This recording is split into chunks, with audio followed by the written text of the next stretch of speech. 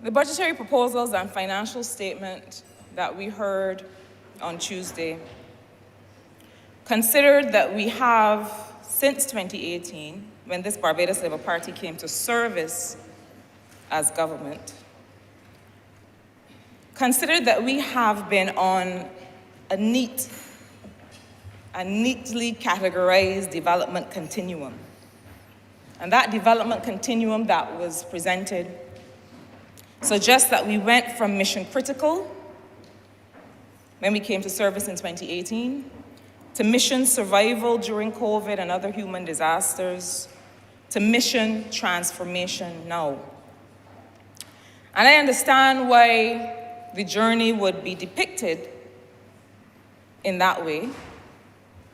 I understand why we would want, or why it might seem attractive to present it in that way.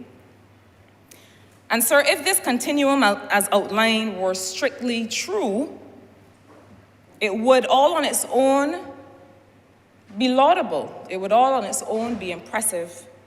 And it would truly be something of which Barbadians could feel proud.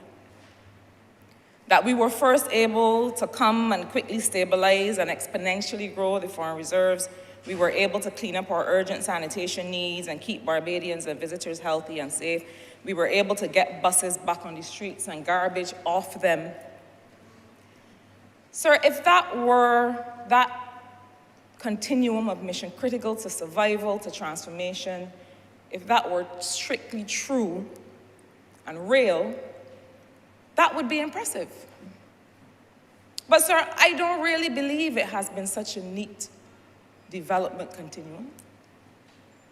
I believe that Barbados, as a small island economy, finds that it has to do all of these things at once.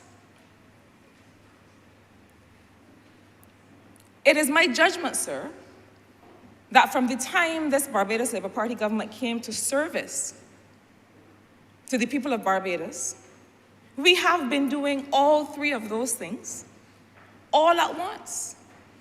Because the truth is that we don't have the luxury in this developing world to wait to transform. And the incredible thing, sir, is that if Barbadians blink too fast, we will miss the fact that at every stage in the whirlwind that has been the last 5 years, there has been constant transformation in this country. When we came in 2018, and at the same time we were addressing the reserves and the debt restructuring, we also had to address the Public Financial Management Act.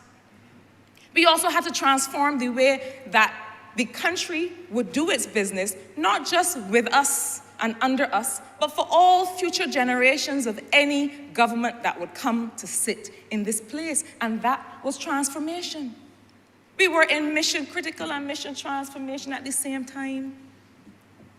When we had to address the Central Bank Act and say to the people of Barbados, look, we might, as part of the Covenant of Hope and part of our own ideology as a Barbados Labour Party, we might purpose to do the right thing, but there may come a time in this country when we have a government in place that may not want to do the right thing, but we're going to hold them to a certain standard of fiscal management that means that they have to do the right thing. So, sir, whether it was fixing the messes that we met in 2018 or confronting and rallying through multiple human disasters at once, or whether it is now when we are seeking to return to an environment for growth and the creation of real prosperity, we have constantly been transforming. I met with some students, sir, from Bentley University, just outside of Boston in the US. Met with them this morning. And one of the things that we talked about in our conversation was the fact that there was so much that had to be done and managed at one time when we came to service. And one of the students asked a question about the IMF. Because, sometimes we don't acknowledge when we have evolved. We think that we're always in the same place. And we create this bogeyman that we think is always out to get us. And I said to the young man, we drafted as an economic team a Barbados Economic Recovery and Transformation Plan, and we invited the fund to dialogue with us. We presented it to them and said, we want you to be partners with us in this recovery. And we see a way for this plan to help not just us, but help you serve countries better. And they agreed. And so, in a mission critical, we were then able to say, but we gotta bring back tertiary education for Barbadians. But we gotta increase welfare cash transfers by 40%. But we gotta increase pension. And we put those non-negotiables on the table because even as we had those mission critical things to do, we knew that we at the same time had to begin to transform the country. And so, sir, I do not think that this is mission critical to mission survival to mission transformation. I think that this Barbados Labour Party has since 2018 been on a clear trajectory of transformation in this country. Because here is the thing about transformation. It doesn't always follow a straight line up in the air. And that's one of the things we have to be able to appreciate. That sometimes the things that we are experiencing may not look on the face of it as if we are having a wonderful time in the experience of change, but change is happening.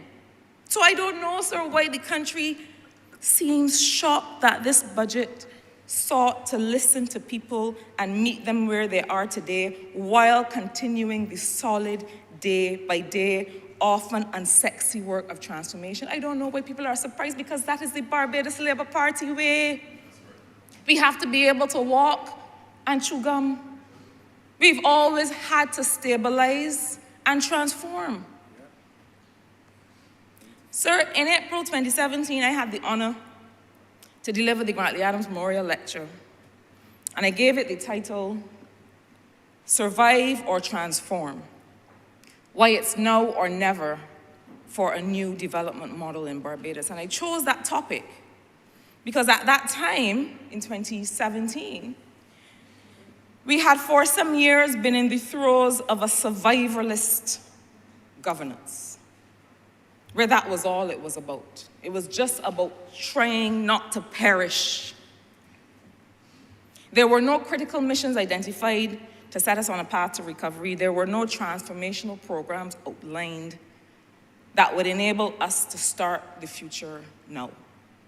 It was pure hand-to-mouth government. And sir, even with the best will in the world and the best effort of the then administration, the hand wasn't even reaching the mouth. And even if the hand was reaching the mouth, I don't think there was any food in the hand. There was nothing in there to provide sustenance and nourishment to the people of this country. And the then Minister of Finance, I will never forget it, he came to this honorable place, arms flailing, forlorn, face flushed with frustration and fatigue, in this place, and begged of a mere opposition Labour Party at the time, and begged of the people that he promised to conscientiously govern, but what would you have me do? But what would you have me do? Because he only had a couple options in his little mind.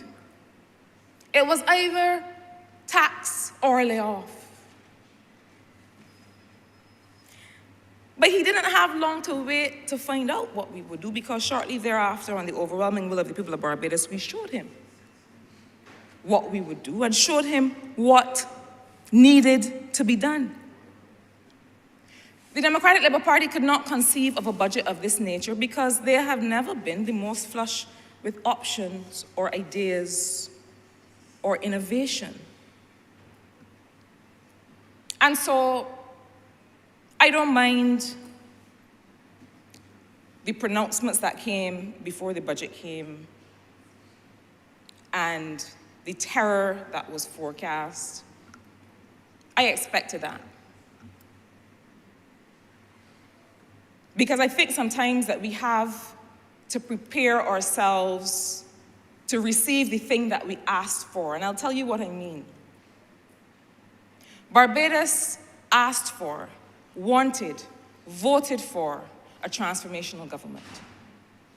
And now that we have it, we have to be prepared to engage it. Now that we have it, we have to understand what to do with it. Sir, this government, along with all of the other policy work that has been going on, has developed something called a population policy. And I know that the honorable member for Christchurch is central wishes that he could have been left out of my will in this regard, because he is not sure that he wanted to have been left in economic affairs this particular gift. But I began working with the Population Commission on this population policy. And while he may be considering it with some trepidation, even though he's fully engaged, as my mother used to say, all of that would make you a man. He's past that stage now, but there's a variety of experience, sir, that is to be had in this work. But I want to turn to the population policy because I want to get us beyond this idea of a list of measures. And I want to invite us to consider the budget with a certain level of maturity that I lament is missing from those on the outside that will seek to comment. And when people talk about our relationship with the IMF, I say to them, it's not just about the money, it's not just about the responsible borrowing, but it's about the relationship. And if I were to suggest to the president of the Democratic Labour Party anything, if I were to give him any small bit of advice, it would be found in that word, relationship. Because you can only seek to represent, to speak on behalf of a people with whom you have a relationship, whose wishes and desires and fears you understand. So if I were to suggest anything at all, it would be to pause and begin to start to understand the people that you seek to represent and become friends with those people. Our relationship with the IMF was one in which, continues to be one in which this little country has been able to exercise some degree of influence in showing to the international community the kinds of things that we need in order to thrive. And sir, just like we came to service in 2018 and throughout Mission Critical and throughout Mission Survival during COVID, we also had to transform. I encourage us to read these budgetary proposals with the level of maturity that allows us to see that these measures are at once mission critical, at once mission survival, and at once mission transformation. And that is the maturity with which we have to see them. So that while people suggest, well, why you put that small money in fashion and developing the fashion industry? And why you put that small money in film? And if they understood, they would realize that this is not just about the amount of money that you put into a sector, but that it is also about how you develop a people's national consciousness such that they give creative expression to what they want to do. The mission critical and the mission survival sir, would be the $1,500 that are on everyone's lips, to make sure that people can eat and live and find their bearings at a time when they need to be able to situate themselves. And the work on the financial sector and the unit trust helps to take that to another level and to say, well, when you catch yourself, when you become a part of a training program, when you're able to learn something that can generate some income for you, then you have a way to invest.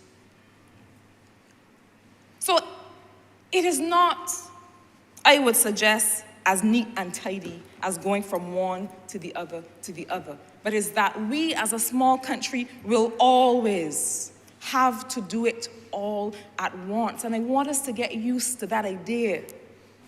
The idea that when something may seem a little uncomfortable, that it doesn't mean we're not transforming. It means that we may have occasion to come back and stabilize the country. So, sir, I want to turn to the population policy because I don't want us to miss the values approach to development that we have in this document.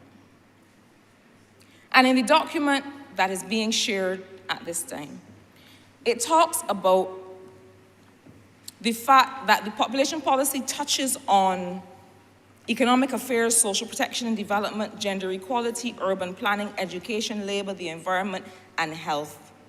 And I know people may be tempted to think that this is the Ronald Jones approach, but it is everything but that. I won't repeat myself. It is everything but that. It is a policy that realizes, that acknowledges that there's no way that we can reach the population goals that we have simply by natural methods. And it touches on all of these things because how the state and people take care for each other and how we manage the environment is really the next development frontier for us. I repeat that. How the state and people take care for each other. Sir, in these estimates, well, I should start even before that, because I had occasion to have a conversation with some young people in which I suggested to them, and to everyone listening, that it might be time finally to get rid of corporal punishment. And I did not expect that it would become such a large conversation. But what I had intended to follow with in these estimates, in these questions, was a question to the Minister of State in the Office of the Attorney General. And we had the conversation today in which he told me that he was glad he escaped the further questioning, the member for the City of Bridgetown. But the question I was going to ask on that occasion was, what are the plans to engage with schools, with young people at the very youngest age, to be able to make sure that apart from parenting classes, we have a parental compact in schools. To be able to say, teachers are educating my children. My responsibility, how I take care for the state, my responsibility would be the children and their readiness to learn and to engage with teachers and with other children. We talk about a social compact all the time, but I think it's time to really think, yes, parental classes, and you impart wisdom and knowledge and you hope that people agree. But perhaps it's time for a parental compact, where parents agree that this is the agreement that we make together, so that teachers feel more free to have an environment in which everyone is safe, in which everyone feels like they have a safe and healthy learning environment, and that parents, in an ongoing way, contribute to that. But the reason that I flag the population policy is that it is about rights and responsibility. It is about the rights of the state and the responsibility of the state to citizens, but it's also about the rights of the citizen and the responsibility of the citizen. And I think that if we begin to see our next stage of development in that way, then we start to understand that these measures are not just a list, but they fit into a development model that has been well entrenched since 2018. But I do think, sir, that while I support these budgetary proposals, that there's a lot that will be left to the execution. I wonder how fearless, sir, we are ready to be. And I don't just mean the government, I mean all of us. I wonder how fearless, how much courage we are really ready to have. I think we have to make a commitment, sir, to leave no one behind. And I think that in everything that we do, consideration must be given to the balance of actions that we take. The balance of actions that we take to secure people's incomes. And I'll give you a quick example of what I mean. The government just settled its wage negotiations. And I think that we all realize that this has been a game changer.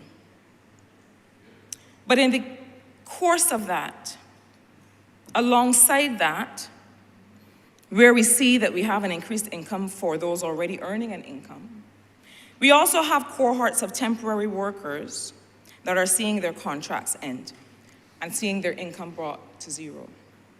And I think in this notion of industrial engagement, and I've heard the member for St. Peter, the Minister of Labor, suggest this, that there has to be a balance of equity. Because while we are taking measures in these estimates that increase the wage bill by 80 million, we are at the same time seeing a category of worker have to shift from a regular income that they have come to rely on to an absence of that income. I applaud and acknowledge the work of the member for St. Michael Southeast and the member for St. George South in their efforts to aid this transition. But in the same way that we have to be mission critical and mission survival and mission transformation at once, we also have to learn the lessons of mission survival. Mission survival during COVID showed us that the community elder care program is a critical investment in care. The population policy, and I encourage everyone to read it. The preamble of the population policy gives us a new development model in which care is an economic input. Care is important. And this government has been investing in care. But I want us to learn the lesson and realize that we can't just dispense with care. So for example, we have agreed to continue the work of the community elder care program because that care in the household is important. But the care that is also important is the care that some of the COVID workers have been able to deliver. The care that is also important is the care that the school monitors have also been able to give. And so are we learning the lesson that perhaps that investment that we've made in those new categories of work should not be so easily done away with? I know that one of the methods of the Democratic Labour Party was just to inflate the wage bill because there were so few options that they saw. Was that the fastest thing they could do is just put people in jobs as a way to get political forward. And we tried to do it in a different way. We tried to bring on temporary workers to give people an opportunity to earn. But I think we also have to make sure that in this question of wages and salaries and who gets what, that we are leaving no one behind. I would love it if everyone learned to do something in this training program with the National Transformation Initiative. But I believe that there will be a gap. And I believe that we have to catch some of those people who, if we don't take their hand and say, well, what are you doing now? We will lose and the income that they've lost and the service that they've given, we will also lose the value of. Sir, I can tell you now, if it were up to me, the school monitors will continue. Why? Because they've distinguished themselves as not just spraying sanitizer. I look at the schools in my constituency, and I see that school monitors have become a critical part of the delivery of education to children. I look at the immense level of care that they've been able to impart to these young people, and I wonder if we're learning the lesson that care is an economic input in this society. I also have to say, sir, that we need to learn the lesson against people over systems. And as long as I have breath in this honorable place, I will reinforce that.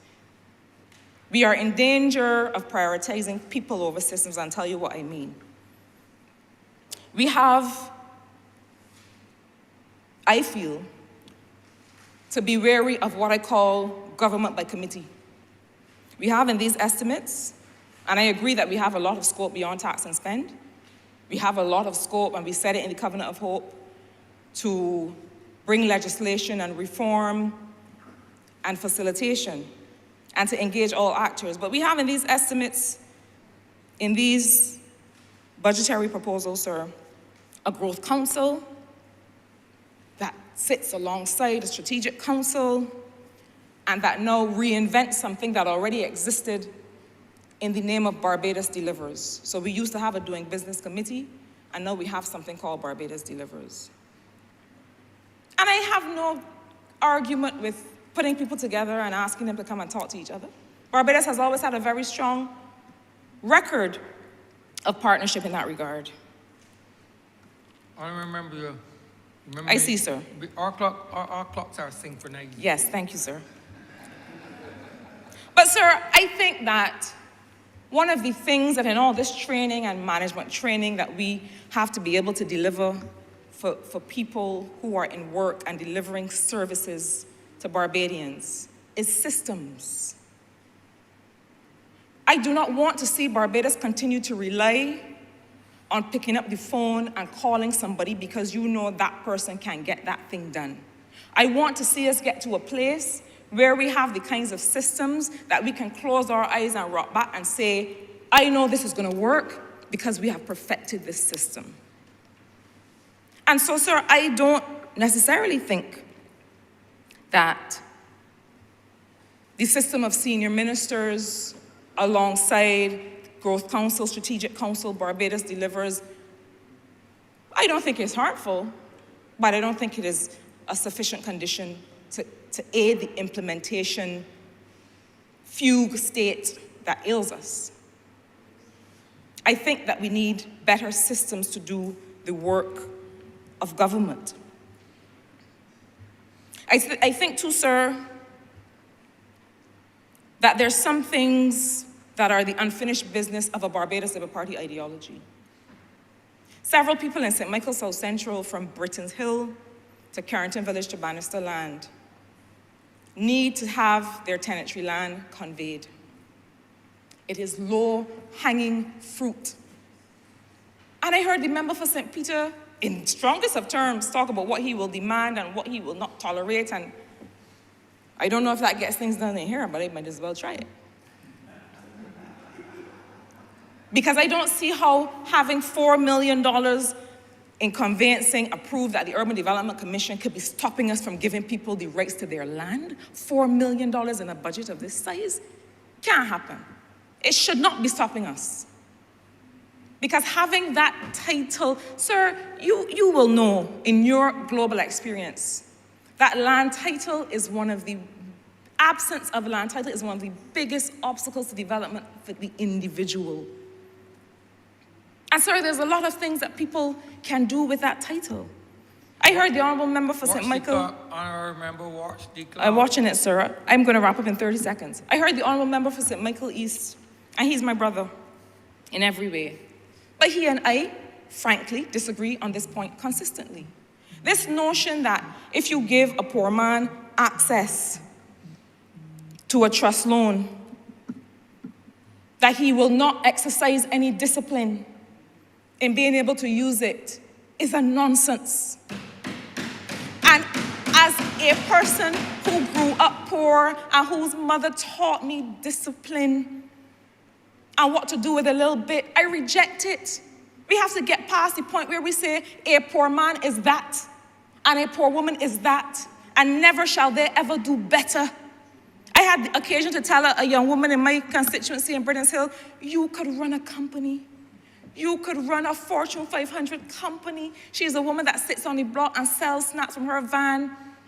Brilliant, influential, incisive. Stop telling poor people what they cannot be.